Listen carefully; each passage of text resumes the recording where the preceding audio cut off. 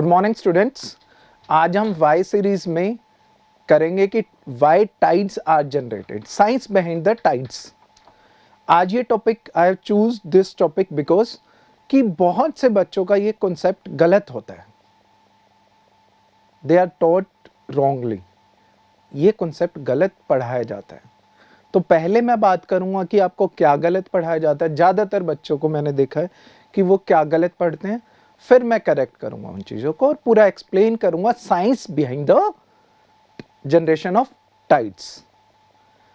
Tides क्या है? Tides क्या है? ड्यू टू अफेक्ट ऑफ, यहां मैं एक वर्ड यूज कर रहा हूं, affect of moon and sun's gravitational force, there is a bulge.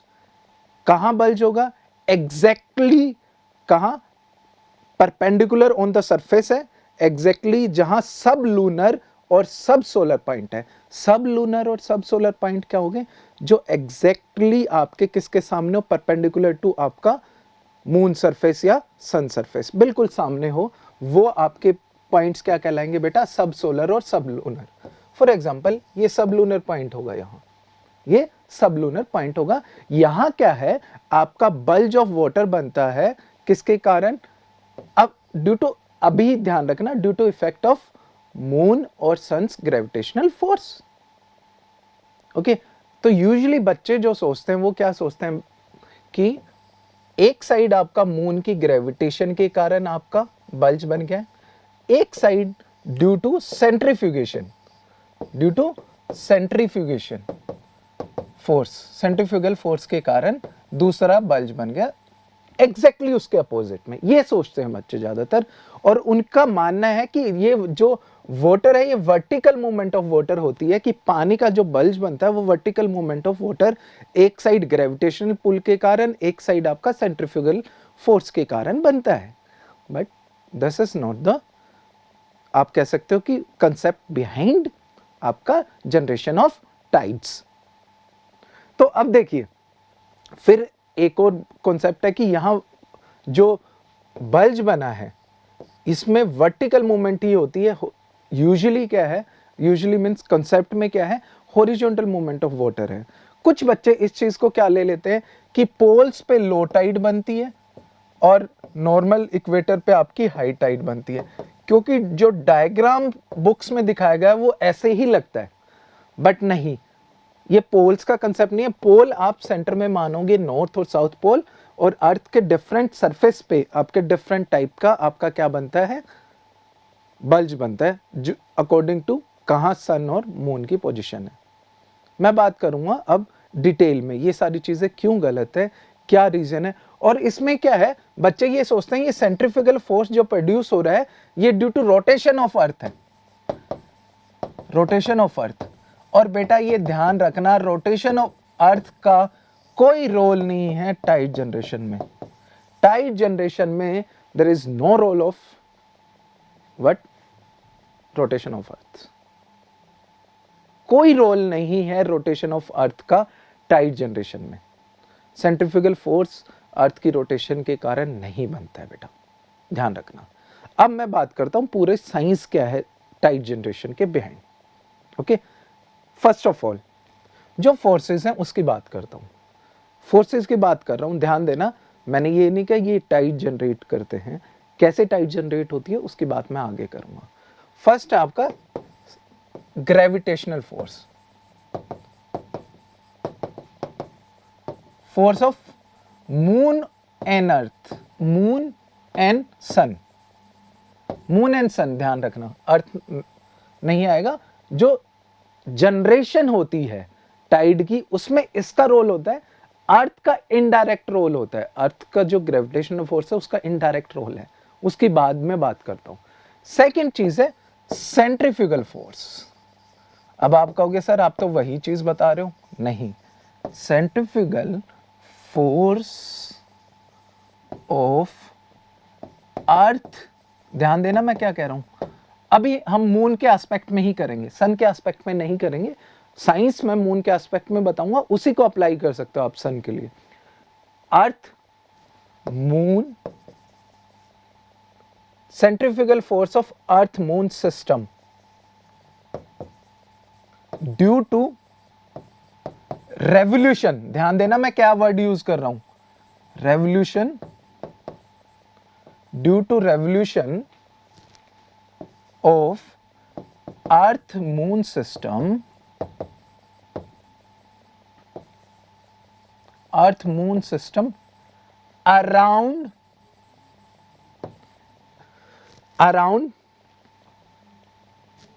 their, I'm continuing here, around their center of mass, centre of मास, जिसे क्या बोलते हैं हम, बैरी सेंटर भी बुलाते हैं। क्या बुलाते हैं बेटा, बैरी सेंटर। सेंट्रीफ्यूगल जो फोर्स जनरेट होता है वो किसके कारण होता है बेटा, मून और अर्थ एज ए सिस्टम जब रिवोल्व करते हैं अराउंड बैरी सेंटर। अब बहुत से बच्चे पूछेंगे सर ये क्या कॉन्सेप्ट है, ये क्या है। पहले मैं आपको दिखाता हूं, फिर समझिए उस चीज को। आप क्या होता है, यूजुअली कॉन्सेप्ट को जनरलाइज करने के लिए, सिंप्लीफाई करने के लिए हम क्या कह देते हैं कि अर्थ सेंटर में है और मून रिवॉल्व कर रहे हैं। ये ध्यान देना बेटा, अर्थ सेंटर में है और मून रिवॉल्व कर रहा है, ये कह देते हैं हम। एक्चुअली में क्या होता है, जब 2 बॉडी सिस्टम या 3 बॉडी सिस्टम या मोर देन 2 बॉडी सिस्टम कोई भी लगाओ, कभी भी कोई भी मैं बात कर रहा हूं, सेलेस्टियल बॉडी किसी के अराउंड नहीं घूमती है। वो क्या करती है, जैसे ये अर्थ है और ये मून है, दोनों का मास आप एज ए सिस्टम लो तो क्या हो जाएगा, उस मास में क्या होगा, उसका सेंटर जो अर्थ का सेंटर है वो नहीं बनेगा, उसका सेंटर अर्थ का सेंटर नहीं बनेगा, वो कहीं बीच में होगा दोनों के, अर्थ और मून के, depending on their size difference, their mass difference, उस पर डिपेंड करेगा दोनों के। फॉर एग्जाम्पल हमारी अर्थ बहुत बड़ी है, कंपैरेटिवली अर्थ बहुत बड़ी है और मून ही है। ये क्या है, इक्विलिब्रियम में, अभी ये क्या इक्विलिब्रियम में है, ग्रेविटेशनल फोर्स दोनों के और सेंट्रीफ्यूगल फोर्स दोनों के इक्विलिब्रियम में है। मून भी बाहर नहीं जाता अपने ऑर्बिट से और मून ग्रेविटेशनल पुल के कारण कोलैप्स भी नहीं होता अर्थ से। मून क्या है, हमें यह बताया जाता है कि मून रिवॉल्व कर रहा है उसके अराउंड, लेकिन जब हम 2 बॉडी सिस्टम लेते हैं तो आपका centre of mass of earth और centre of mass of moon ये अलग चीज हो जाती है। 2 बॉडी सिस्टम में क्या होता है, दोनों इकट्ठे काउंट करते हैं। इकट्ठे काउंट करोगे तो आपने कभी भी बैलेंस देखना, अगर आपने झूला देखा है, जिस साइड वेट ज्यादा होता है उस साइड थोड़ा आपका झुक जाता है, उसका अगर आप सेंटर बीच में थोड़ा शिफ्ट कर दोगे तो वो बैलेंस हो जाएगा दोबारा से। इसी तरह देखो, इनका जो सेंटर ऑफ मास है वो around 1600 kilometre below the surface of earth, और आप कह सकते हो लगभग 4400 kilometre from the centre of earth. इन दोनों का सेंटर ऑफ मास होता है, इन दोनों का, और इस सेंटर ऑफ मास के अराउंड दोनों बॉडी रिवॉल्व कर रही है। हमें पढ़ाया जाता है कि अर्थ के अराउंड रिवॉल्व मून कर रहा है, नहीं बेटा, एक्चुअली क्या होता है, जो centre of mass 2 body system लोगे तो उसमें क्या आएगा, उस सेंटर के अराउंड दोनों, ये अर्थ भी घूमेगी, अर्थ थोड़ा सा घूमेगी क्योंकि उसका सेंटर तो उसके बिल्कुल नजदीक है, अर्थ का जो सेंटर ऑफ मास है, मून का दूर है तो मून बड़ा सर्कल लेगा। बट दोनों बॉडीज किसके अराउंड घूमती है, आपका बैरी सेंटर और centre of mass of system. इसके कारण सेंट्रीफ्यूगल फोर्स प्रोड्यूस होता है, इस रेवोल्यूशन के कारण, ना कि रोटेशन ऑफ अर्थ के कारण। देखिए ये चीज देखिए, आप ध्यान से देखिए बेटा, हम दिखाते हैं। ये देखिए, अगर 2 बॉडीज का मास बराबर होता है तो जो बैरी सेंटर है बेटा, ये वाला, ये इसके अराउंड, ये बीच में होगा क्योंकि दोनों बॉडीज का मास सेम है। ओके, बट अगर आपका डिफरेंस इन मास आ जाए तो क्या होगा, जो हायर वेट, हायर मास वाली बॉडी होती है, बैरी सेंटर उसके क्लोज होता है। देखो ये अर्थ आ गई, ये अर्थ मून सिस्टम है बेटा, ये क्या है, अर्थ मून सिस्टम है, अर्थ और मून का सिस्टम। अब ध्यान दो, मैंने क्या बताया था, जैसे ये अर्थ का सेंटर लगा लो, ये अर्थ का सेंटर देखो घूम रहा है, उसके अराउंड घूम रहा है ना। मैं अर्थ के सेंटर पे अपना मार्कर रख रहा हूं और वो घूम रहा है किसके अराउंड, बेरी सेंटर के अराउंड, और मून भी घूम रहा है बेटा, है ना। This is the force, centrifugal force जो टाइड जनरेट करता है। समझो कि नहीं समझो? क्योंकि आपका बेरी सेंटर, ये देखो ये बेरी सेंटर बीच में है, इसके अराउंड देखो अर्थ का सेंटर, अगर मैं पोज कर देता हूं इसको, देखो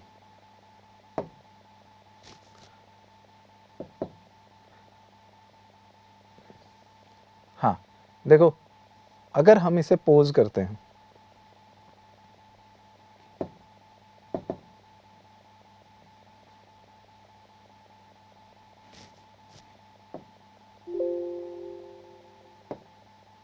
हाँ जी देखो पोज करते हैं, तो ये ध्यान दो, यहां मैं इससे समझाना चाह रहा हूं आपको, ड्रॉ,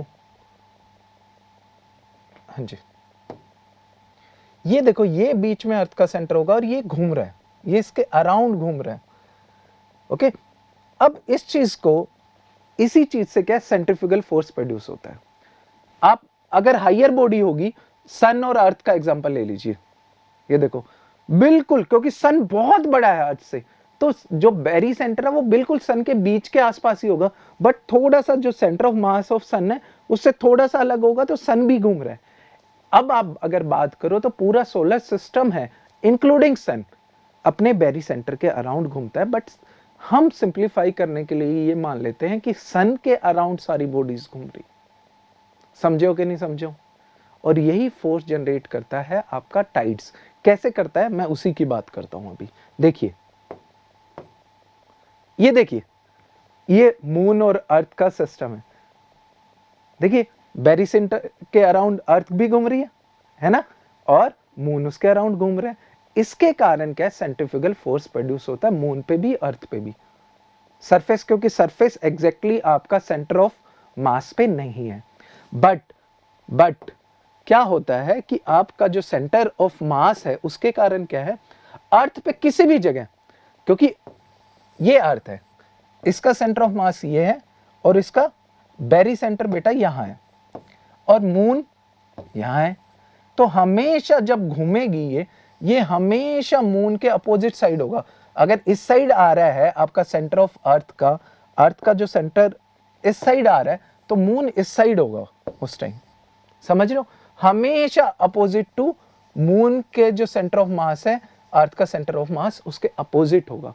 इसके कारण क्या होता है, हमेशा अर्थ एज ए बॉडी काम करती है, तो जो फोर्सेस लगे हुए हैं सेंट्रीफ्यूगल जो फोर्स है वो अर्थ पे कहीं भी, मैं क्या कह रहा हूं, कहीं भी हमेशा सेम रहेगा। इस पॉइंट पे बात करें, इस पॉइंट पे बात करें, इस पॉइंट पे बात करें, यहां करें, अपोजिट टू मून की डायरेक्शन से अपोजिट होगा और इक्वल होगा पूरे अर्थ पे centrifugal force due to earth moon system revolving around barycentre. समझो कि नहीं समझो? अब डिफरेंस क्या आ जाता है, सेंट्रीफ्यूगल फोर्सेस, अब हम पॉइंट लेते हैं कि ये ए पॉइंट लेते हैं, ये बी पॉइंट लेते हैं बेटा, ये मून की तरफ है, इस पे भी सेंट्रीफ्यूगल फोर्स सेम है, इस पे भी सेंट्रीफ्यूगल फोर्स सेम है, दोनों पे सेंट्रीफ्यूगल फोर्स क्या है बेटा, सेम है। बट यहां देखो ये पॉइंट मून के नजदीक है, ये पॉइंट मून के नजदीक है, ये पॉइंट दूर है, क्योंकि अर्थ का डायमीटर है 14,000 किलोमीटर का डिफरेंस आ जाता है। ये डिफरेंस एनफ होता है किस चीज के लिए, ए पॉइंट पे आपका gravitational force of moon will be greater than centrifugal force due to this system. B point पे आपका सेंट्रीफ्यूगल फोर्स ज्यादा होगा, एंड दिस क्रिएट, ध्यान देना मैं क्या वर्ड यूज कर रहा हूं, differential force at A and B. This creates differential force at A and B. समझ रहे हो नहीं समझ रहे हो? Differential force at A and B. यहां क्या होगा, मून की तरफ वो डिफरेंशियल फोर्स होगा, यहां क्या है, अपोजिट टू मून, तो बी, ए पे भी ऐसे होगा और बी पे भी। इसके कारण आपके टाइड्स जनरेट होते हैं, इसके कारण, इस डिफरेंशियल फोर्स के कारण टाइड्स जनरेट होते हैं। बट वो वर्टिकल मूवमेंट नहीं होती वाटर की, वो हॉरिजॉन्टल मूवमेंट होती है, वो मैं एक्सप्लेन करता हूं आपको। अब ध्यान देना, इस साइड क्या है, ग्रेविटेशनल फोर्स ज्यादा हो गया, किस साइड, जिस साइड मून का सब लूनर पॉइंट है, जिस साइड मून है, इस साइड सेंट्रीफ्यूगल फोर्स ज्यादा हो गया, दोनों चीज हो गई। बट ये ध्यान देना कि ये फोर्सेस तो बहुत बहुत बहुत माइन्यूट है, ये डिफरेंशियल फोर्स बहुत ज्यादा माइन्यूट है, ये वर्टिकल मूवमेंट ऑफ वाटर नहीं कर सकता।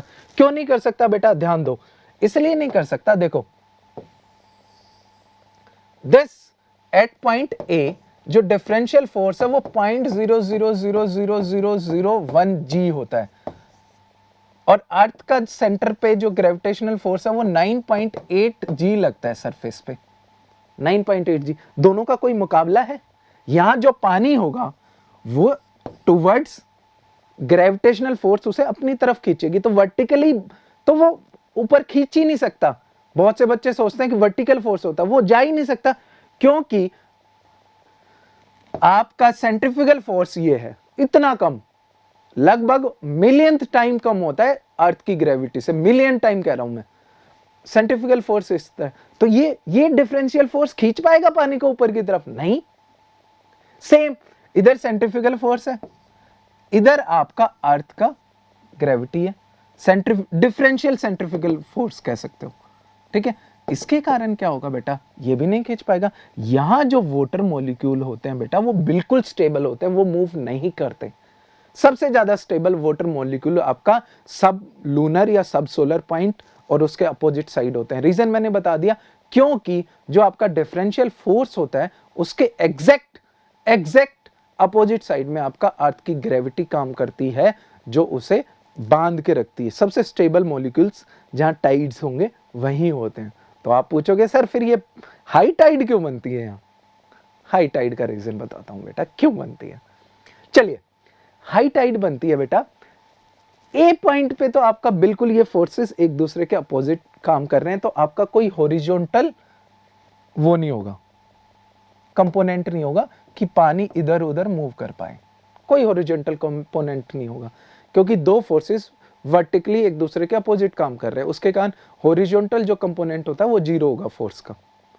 बट एक पॉइंट जो है आपका सरफेस का, फॉर एग्जांपल आप ये अर्थ, मेरी जो मुट्ठी अर्थ समझिए, इस साइड आपका मून परपेंडिकुलर, इस साइड भी मून के अपोजिट साइड है, बट इस साइड तो नहीं है ना परपेंडिकुलर, इस साइड तो नहीं है ना परपेंडिकुलर ग्लोब के। पोल्स की बात नहीं कर रहा मैं, पोल्स तो यहाँ हैं, इस साइड जो मून के परपेंडिकुलर डायरेक्शन है, ठीक है, अपोजिट, यहां मून का सरफेस बिल्कुल परपेंडिकुलर टू अर्थ सरफेस है, ठीक है, मतलब मून की जो डायरेक्शन ऑफ फोर्स है वो परपेंडिकुलर है। इस साइड तो नहीं है, इस साइड तो नहीं है, ठीक है, कोई पॉइंट थोड़ा इधर है, वहां तो नहीं है ना। वहां क्या होता है, वहां ड्यू टू, ये देखो ध्यान देना, अब समझ आएगा आप लोगों को।